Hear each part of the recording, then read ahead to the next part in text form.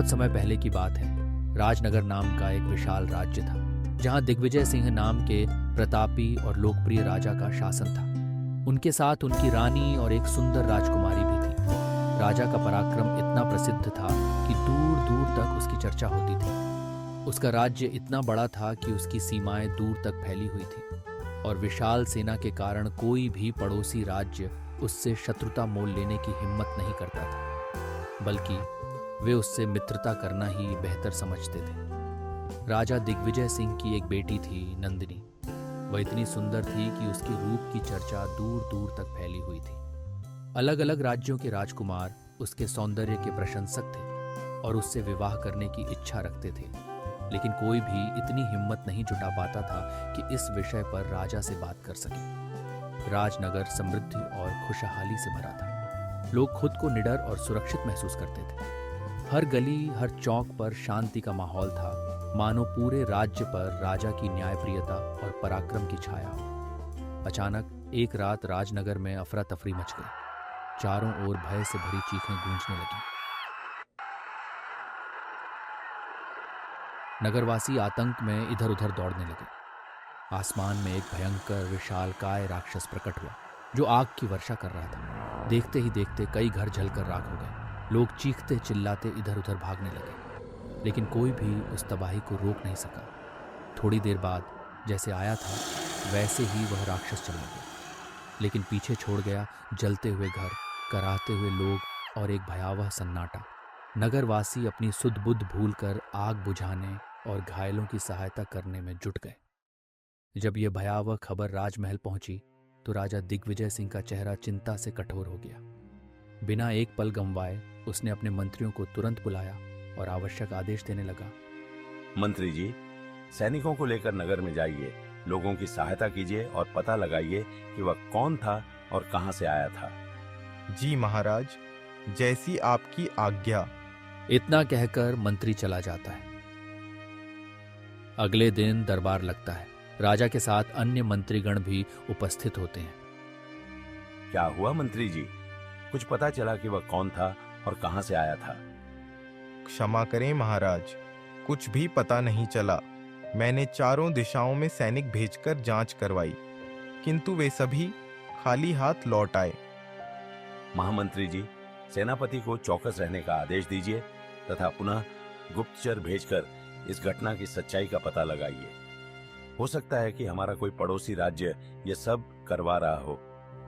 जैसी आज्ञा महाराज। कुछ दिन शांति से बीत जाते हैं। फिर अचानक एक दिन वही राक्षस पुनः आक्रमण कर कुछ नागरिकों को उठाकर ले जाता है। एक सिपाही बदहवास होकर दौड़ते हुए दरबार में आता है और घबराए स्वर में कहता है, महाराज महाराज, आज फिर वही राक्षस आया था और 4-5 नागरिकों को उठाकर ले गया। मंत्री जी, यह क्या हो रहा है? आप कुछ कर क्यों नहीं रहे हैं? महाराज, मैं अभी पता करवाता हूँ। इतना कहकर मंत्री चला जाता है, किंतु कुछ पता नहीं चल पाता।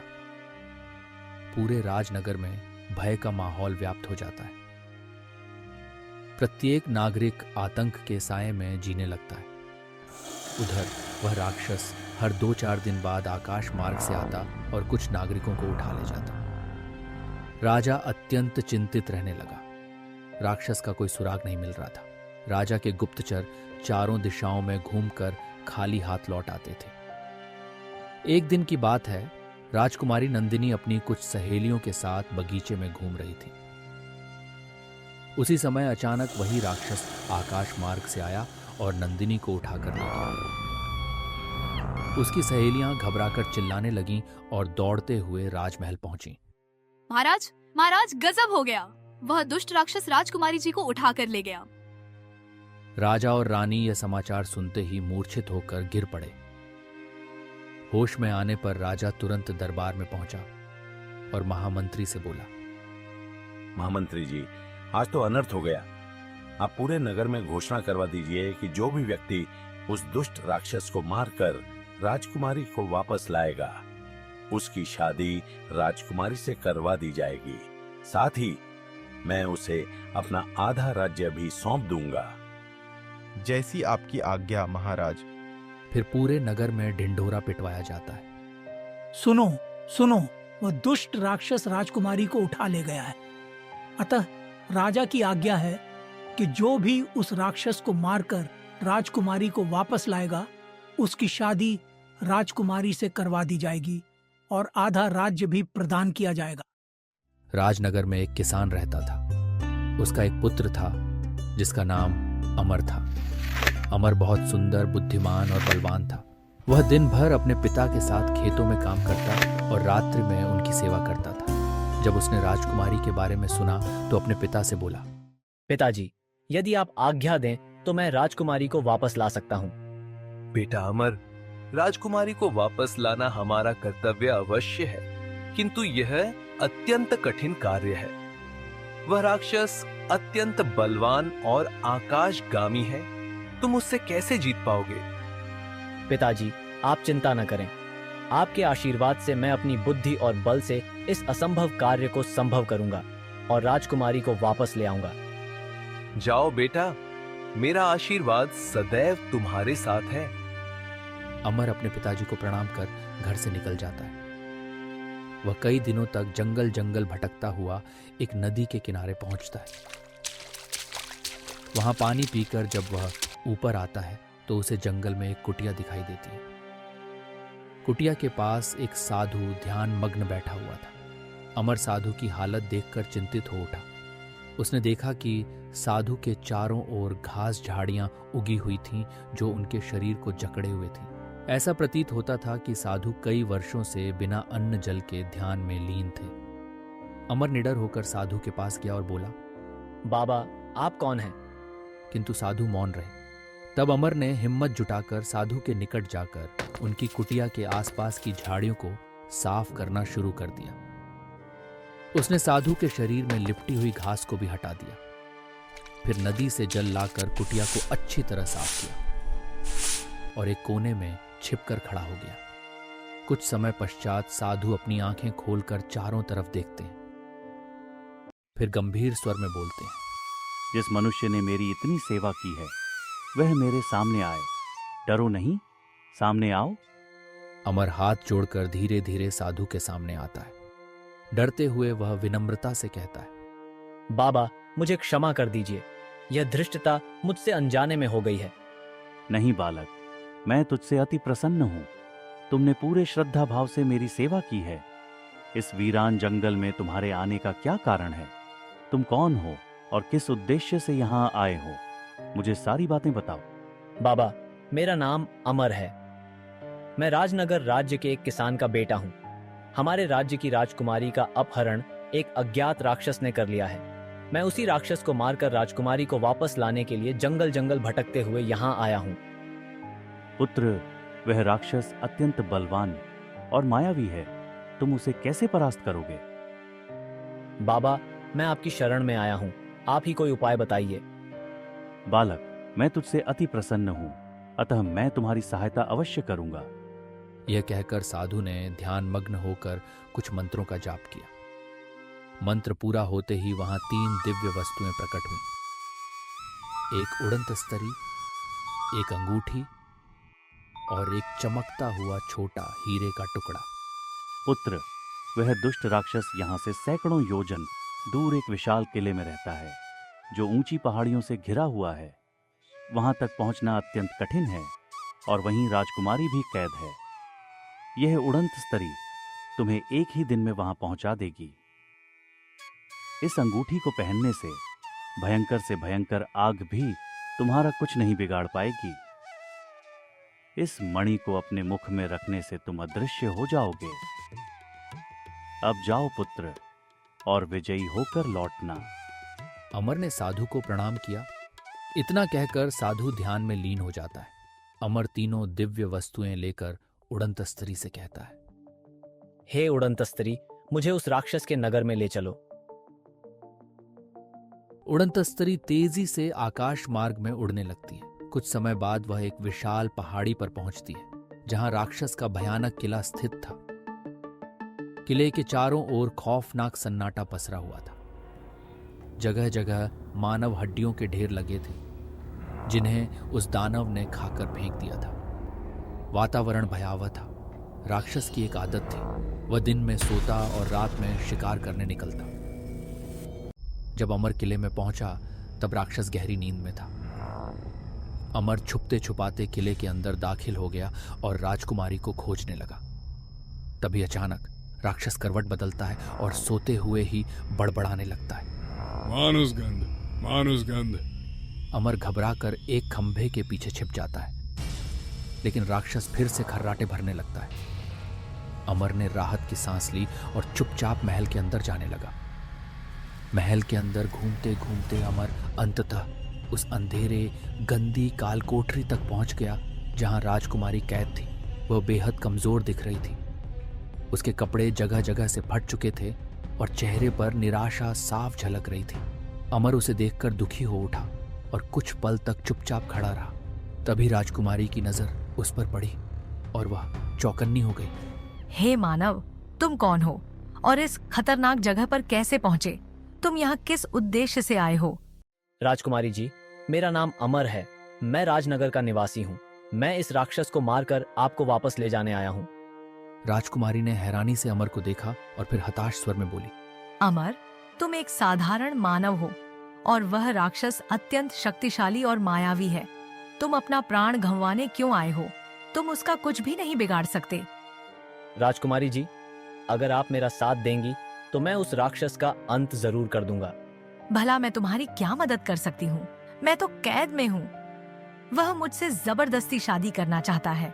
राजकुमारी जी, जैसा मैं कह रहा हूँ, यदि आपने वैसा ही किया तो मैं अवश्य उस राक्षस को मार दूंगा। वो कैसे? आप उससे शादी करने के लिए तैयार हो जाइए और प्यार भरी बातें कीजिए। जब वह पूरी तरह से तुम पर विश्वास कर ले और खुश हो जाए तो उसे अपने प्यार के जाल में फंसाकर उसकी मृत्यु का रहस्य पता कीजिए। वह आपको अपना समझकर अवश्य ही अपने अंत का राज बता देगा। ठीक है, मैं ऐसा ही करूंगी। तभी अचानक महल में जोरदार धम की आवाज गूंज उठती है। फर्श और दीवारें तक हिलने लगती हैं। इसके साथ ही भयानक खड़खड़ खड़खड़ की ध्वनि पूरे कक्ष में गूंजने लगती है। अमर, जल्दी छुप जाओ, वह दुष्ट आ रहा है। आप चिंता न करें, वह मुझे नहीं देख पाएगा।